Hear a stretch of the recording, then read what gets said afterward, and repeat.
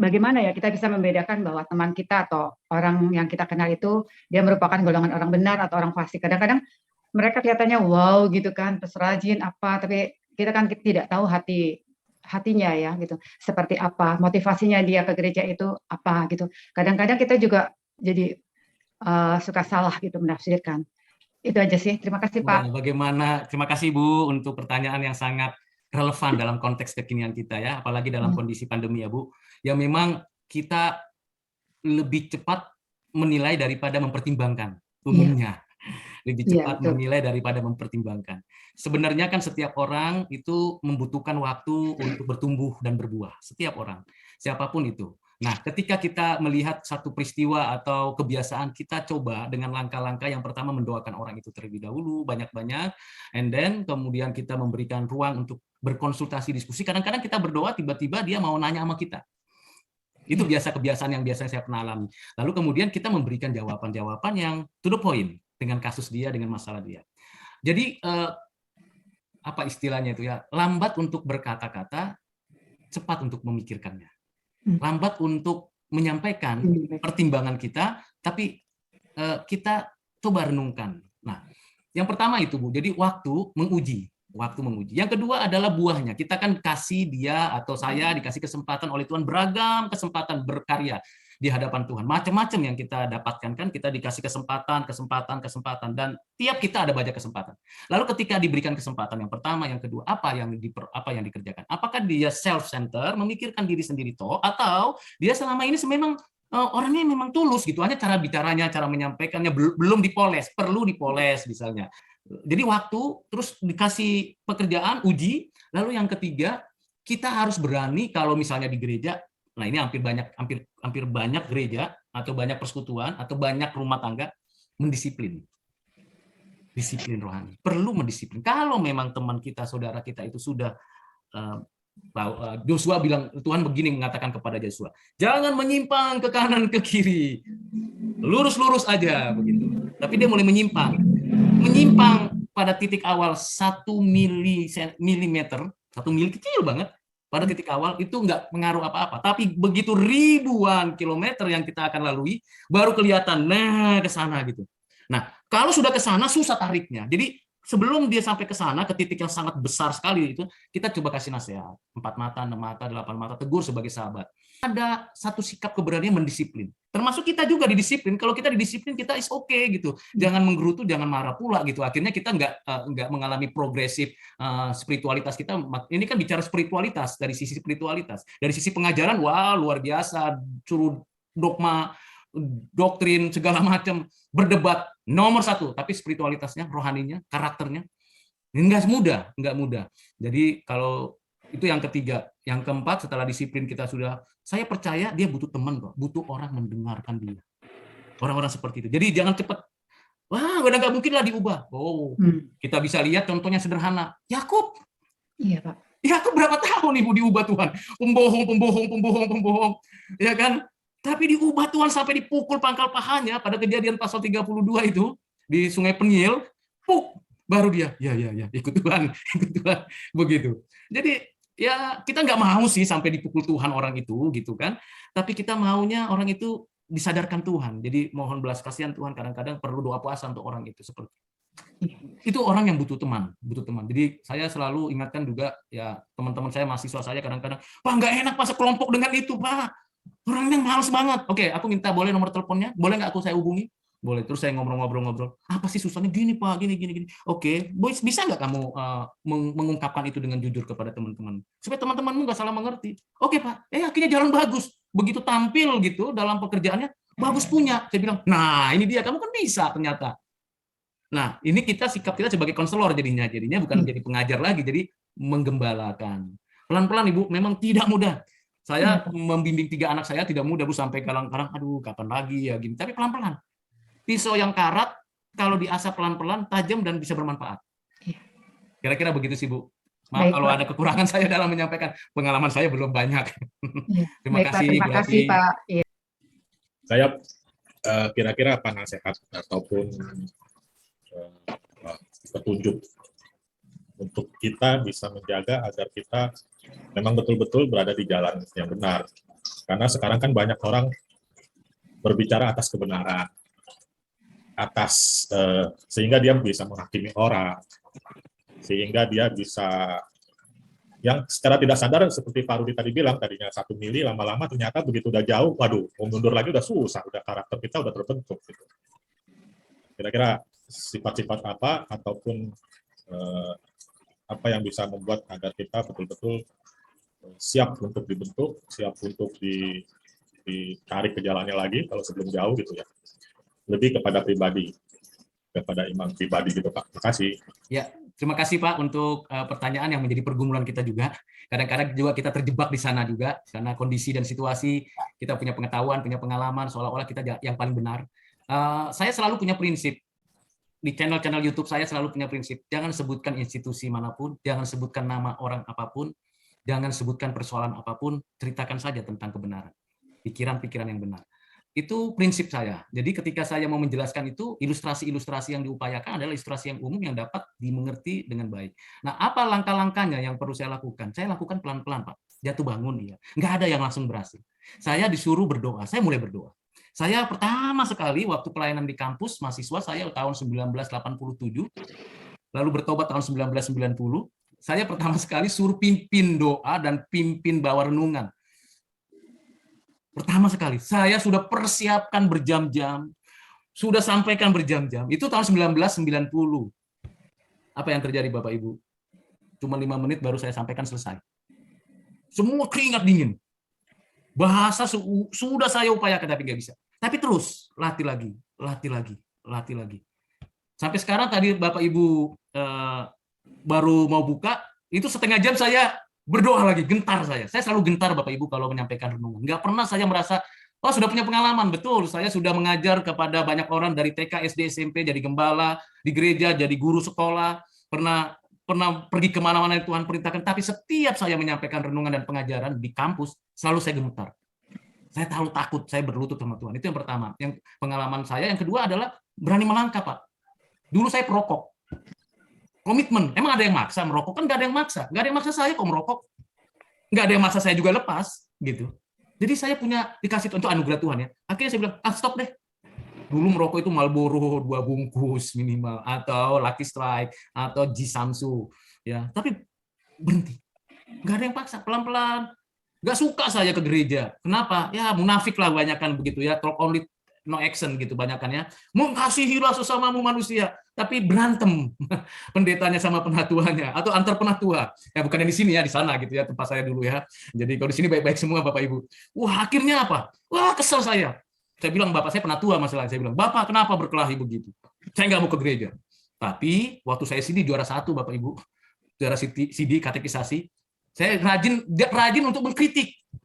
Dari situ saya selalu bertobat, Tuhan ampuni aku nggak mau kritik, aku mau pelan-pelan. Jadi perlahan kita sengaja Pak, sengaja. Gagal iya, berkali-kali, berulang-ulang, dan ada dosa yang saya lakukan, yang bertahun-tahun saya nggak bisa selesai. Puji Tuhan, 5 tahun terakhir ini semua bebas. Saya masih merokok, Pak. Jadi kan nggak ada yang maksa Bapak. Berarti ada satu tadi kunci ya Pak ya, kalau saya boleh simpulkan, bahwa ketergantungan kita pada Tuhan.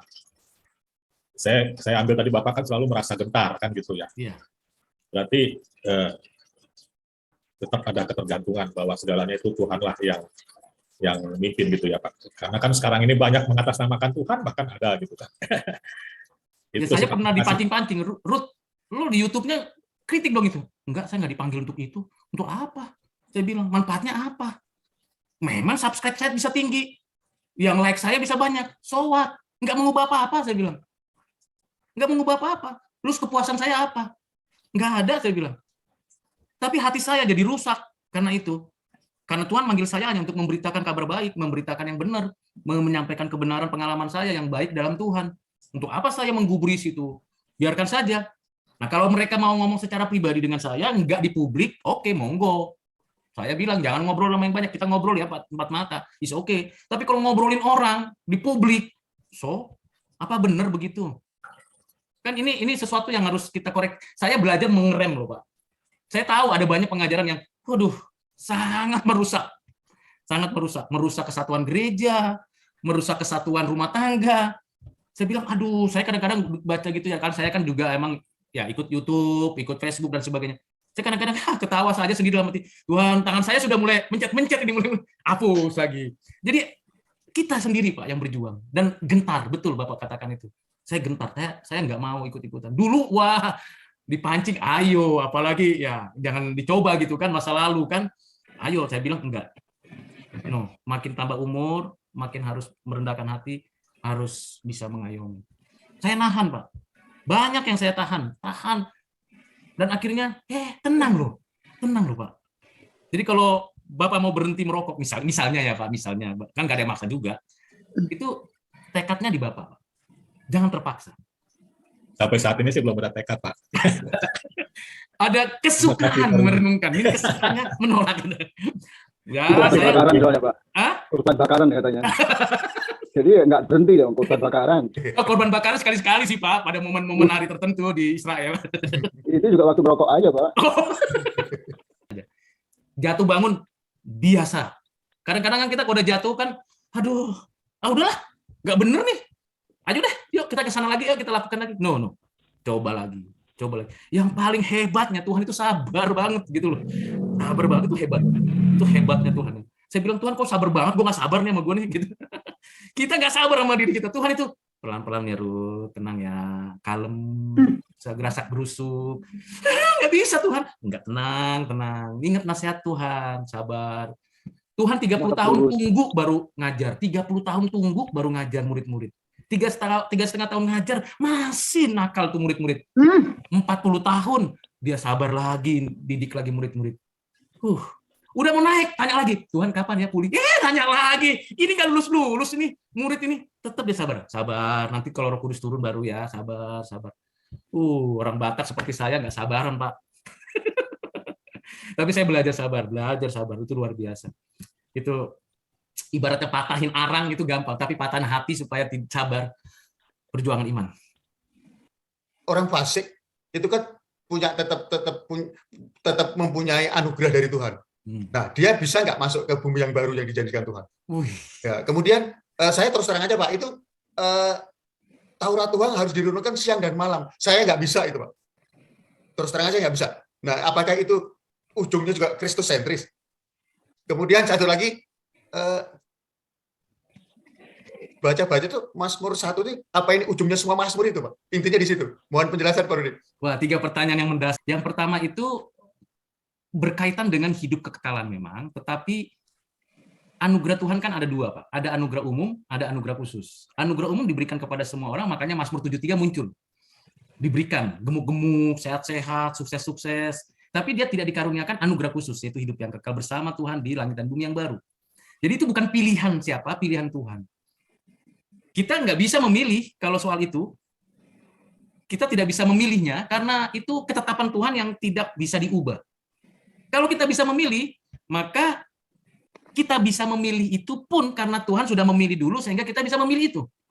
Nah, ini sangat dalam. Jadi kalaupun saya bisa mengatakan aku mau ikut Yesus, saya mau ikut Yesus, saya mau dapatkan itu karena saya sudah dipilih duluan bisa mendapatkan itu namanya respon saya itu sebenarnya karena anugerah Tuhan yang mendorong respon saya, dan respon saya itu yang didahului oleh anugerah untuk berespon memilih Tuhan. Tetapi orang-orang yang tidak dipilih itu tidak ada respon ke situ, Pak. Tidak ada respon ke situ. Tidak ada dorongan untuk saya ikut Tuhan. Saya mau pilih Yesus. Saya mau terima Tuhan. Tidak ada dorongan ke situ.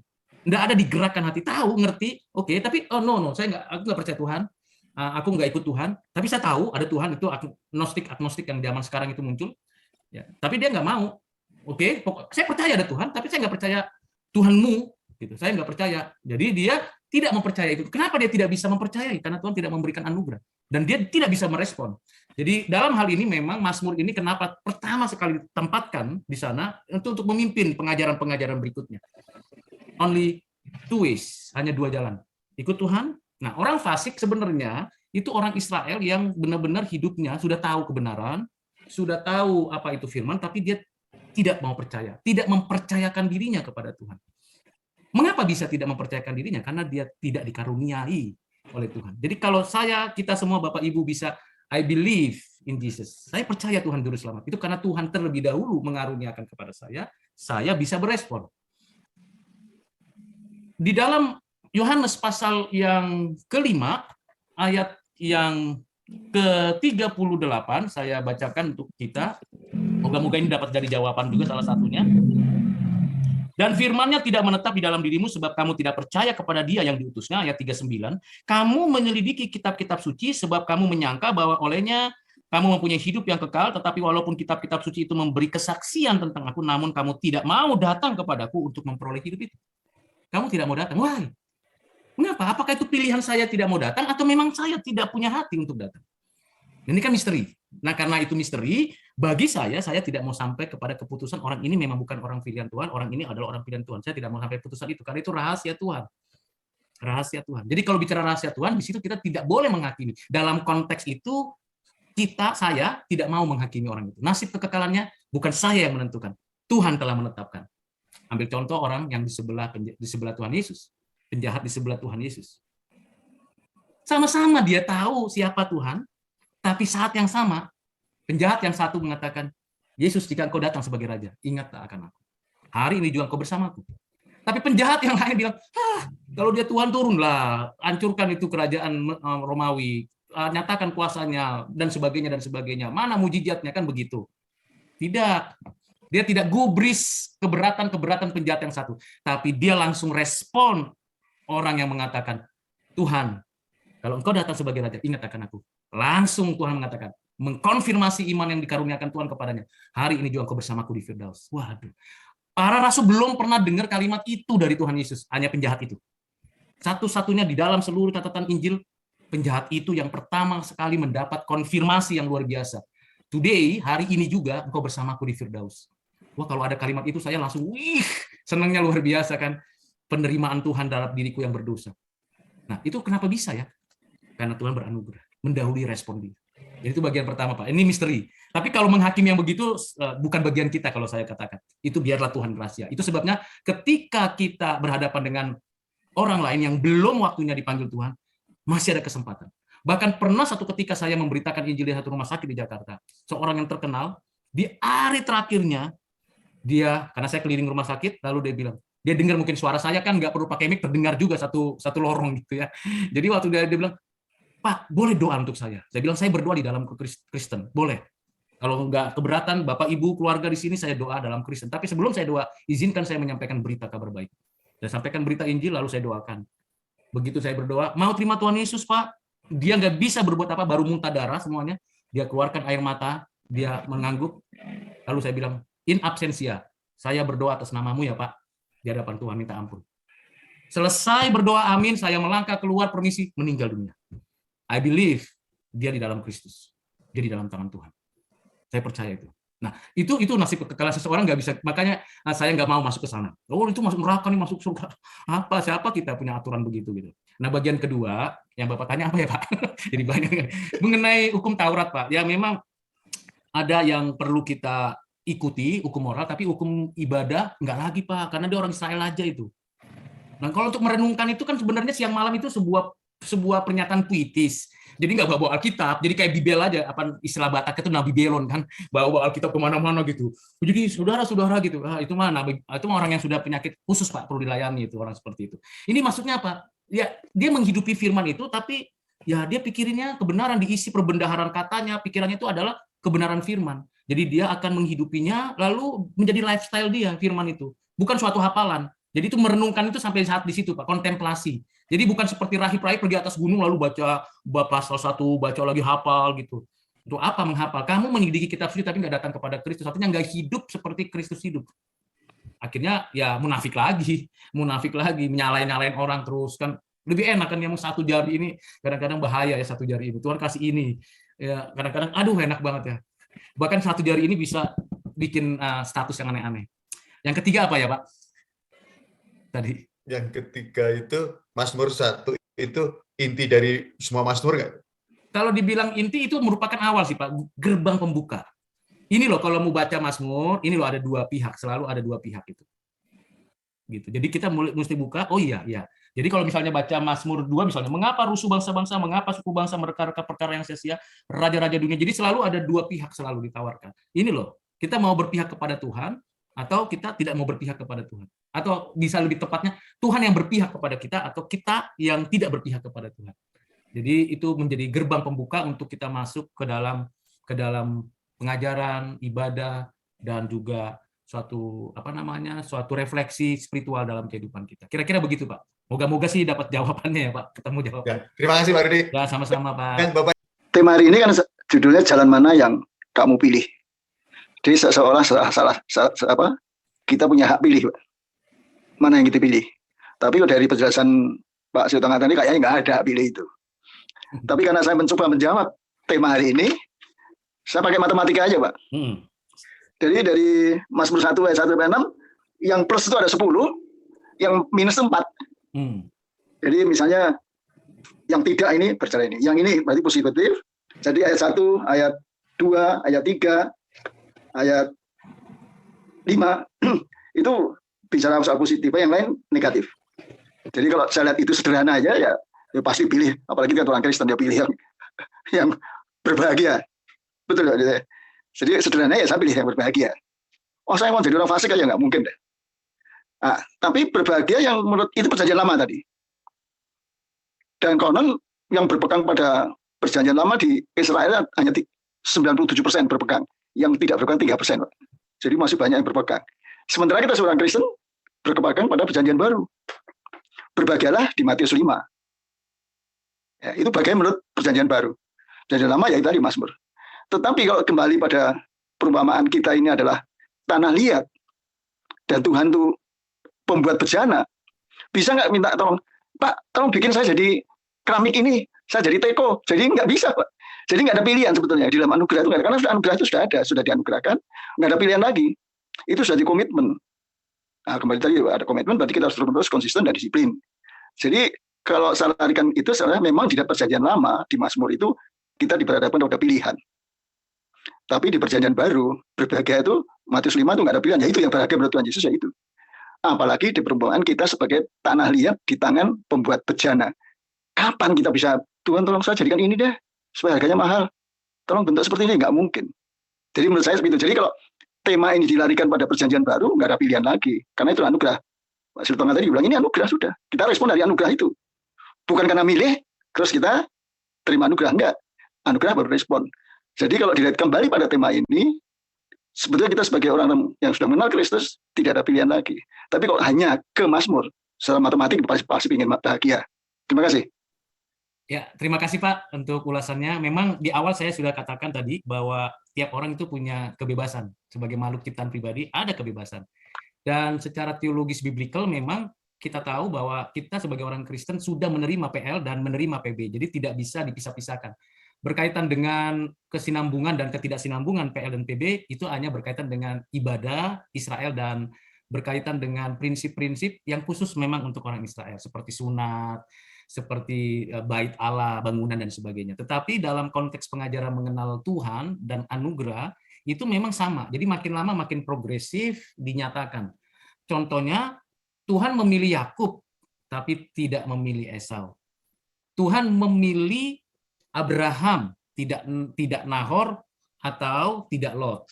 Jadi itu secara bertahap di dalam perjanjian lama diwujudkan, ditampilkan secara progresif perlahan-lahan. Itu sebabnya kita tidak boleh meninggalkan PL untuk memahami PB. Tidak bisa meninggalkan PB untuk memahami latar belakang PL. Ini ada continuity dari PL dan PB dalam satu kesatuan. Jadi bapak-bapak gereja menerima kesatuan itu dan tidak memisah-misahkan. Nah, di zaman ini banyak sekali orang yang lebih menekankan PB atau lebih menekankan PL. Padahal Tuhan memulai pengajaran dan seluruh pengajaran Tuhan, baik khotbah di bukit 99% itu dari PL. Kitab Wahyu semuanya bisa dikatakan 90% dari PL. Penjelasan konkretnya yang berkaitan dengan siapa yang bisa memberikan itu, Kristus. Jadi ini continuity and discontinuity itu yang perlu kita lihat keutuhannya. Nah, Kalau bicara pilihan, setiap orang sampai sekarang punya free will. Namanya manusia. Kalau nggak ada free will bukan manusia, robot. Hanya berkaitan dengan pilihan itu sendiri pun, pilihan yang limited, terbatas. Saya memilih pakaian yang ada di lemari saya tidak bisa memilih pakaian yang ada di lemari orang lain. Ada batasan teritorial, batasan waktu, batasan etika, dan sebagainya. Saya bisa bebas, sebebas-bebasnya mengendarai kendaraan saya di jalan tol, tapi selalu ada batasnya. Setidaknya gerbang tol membatasi, kendaraan lain membatasi, dan rambu-rambu membatasi. Saya punya kebebasan lompat dari satu tempat ke tempat lain, tapi ada batasannya, ketinggian, dan juga gaya gravitasi, hukum alam. Hukum alam itu batasan yang diberikan Tuhan. Hukum moral itu batasan yang diberikan Tuhan. Jadi kebebasan selalu ada, tapi terbatas. Nah, terbatasnya itu karena apa? Ya karena kita ciptaan. Kita bebas karena kita pribadi. Jadi ini paradoks memang, paradoks. Jadi paradoks itu sesuatu yang berjalan kanan kirinya itu sama gitu, seiring sejalan. Begitu kita menekankan yang kanan, maka terjadi ketidakseimbangan. Begitu kita menekankan yang kiri, maka tidak terjadi keseimbangan. Nah, begitu kita bicara kanan kiri terjadi harmonisasi. Nah, itulah kehidupan yang seharusnya. Nah, sama dengan kita bicara pilihan. Tetapi kalau bicara soal pilihan lagi, yang paling misteri adalah why me, not others. Kenapa saya? Nah, ini kan pertanyaan sangat sangat personal banget ya kan. Why me? Kenapa saya? Kenapa saya? Kenapa Bapak Ibu yang dipilih Tuhan? Itu kan misteri. Jadi Bapak Ibu, ini hal yang memang pertanyaan yang Pak disampaikan itu memang suatu perenungan yang mendalam memang. Dan kita bersyukur karena kita mendapatkan firman Tuhan utuh. Kira-kira begitu Bapak Ibu, terima kasih. Kembali mengenai tanah liat sama pembuat bejana tadi hubungannya? Oh, kalau tanah liat itu kan ada di dalam surat Korintus ya Pak ya. Di dalam surat Paulus kepada jemaat Korintus itu bicara tentang tanah liat ya. Apakah tanah liat bisa menentukan sendiri ya? Tentu tidak. Tapi tanah liat itu mau dibentuk apa misalnya ya itu tergantung pada Tuhan. Ada juga orang yang dicipta memang untuk hal-hal yang tidak diperkenan Tuhan. Ada. Ini sesuatu ketetapan yang sangat rumit kita mengerti. Ini namanya rahasia ketetapan Tuhan. Tuhan menciptakan semuanya? Iya. Malaikat diciptakan Tuhan? Benar. Tapi ada yang ditetapkan dipilih dan ada yang jatuh. Ini menarik.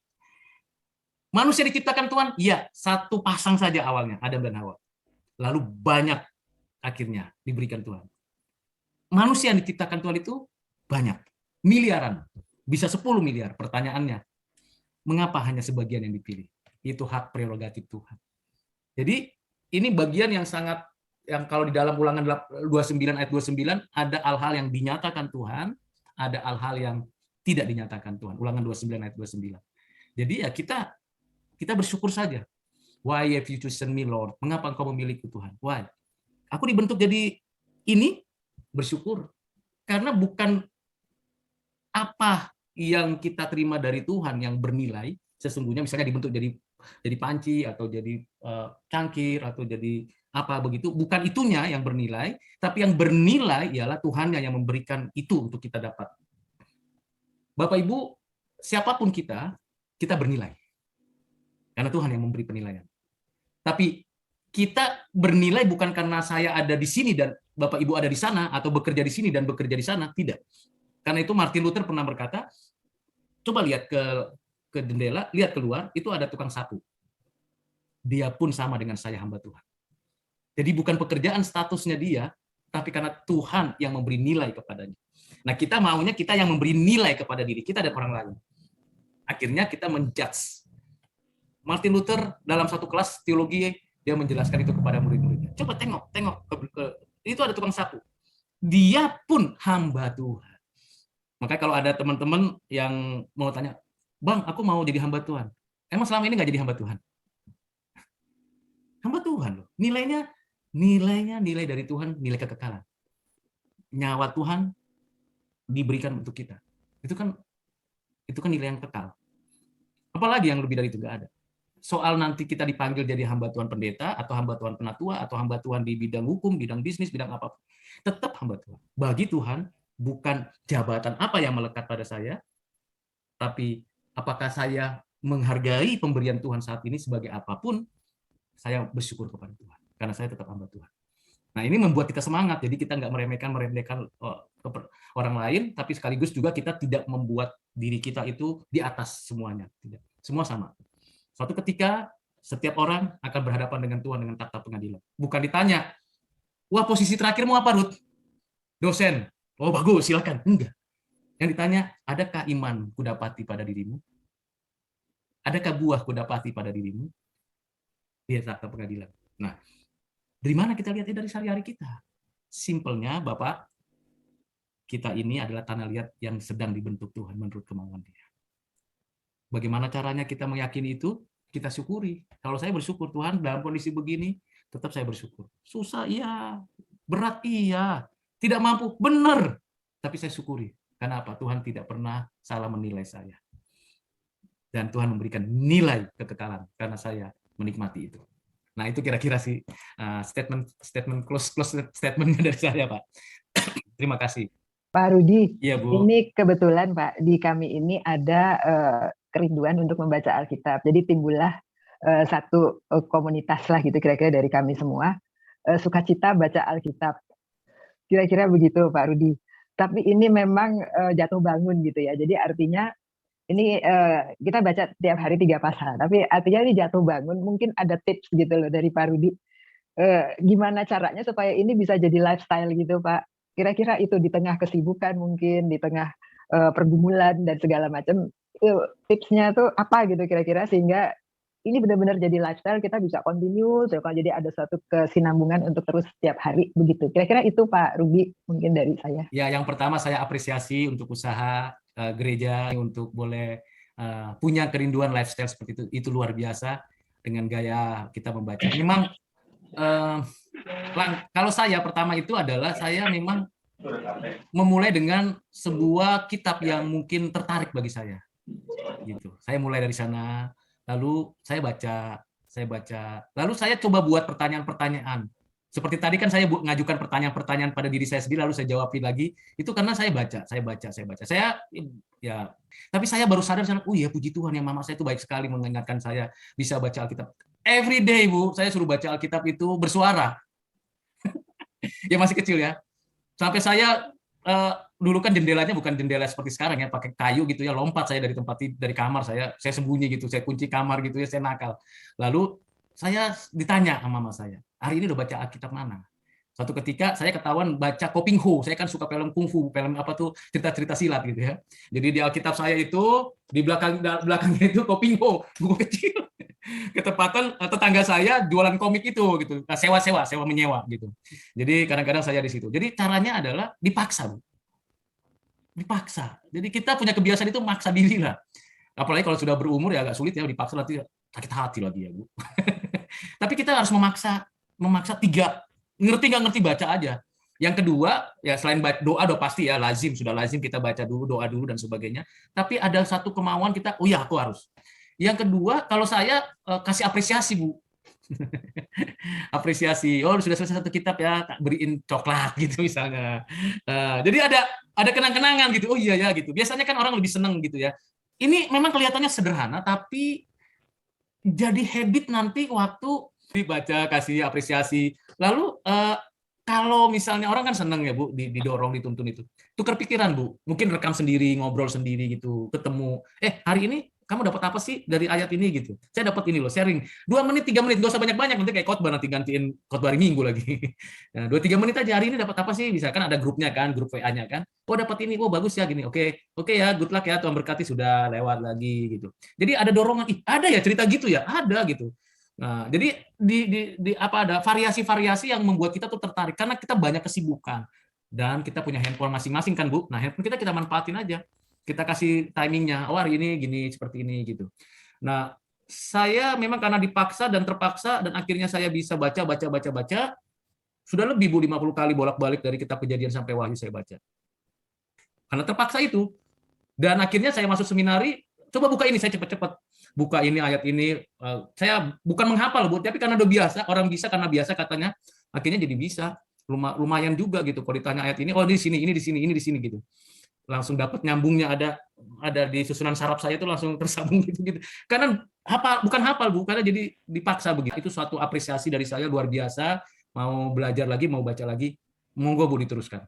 lanjutkan dan saling mendukung gitu. Kalau aduh saya nggak bisa sempat nih cuma 2 pasal, nggak apa-apa, besok tambah lagi 1 pasal lagi gitu. Jadi lalu jangan harus pagi Bu, bisa jadi siang. Oh 1 pasal pagi, 1 pasal siang, 1 pasal malam begitu. Nanti baru mentok ketika baca kitab Imamat Bu.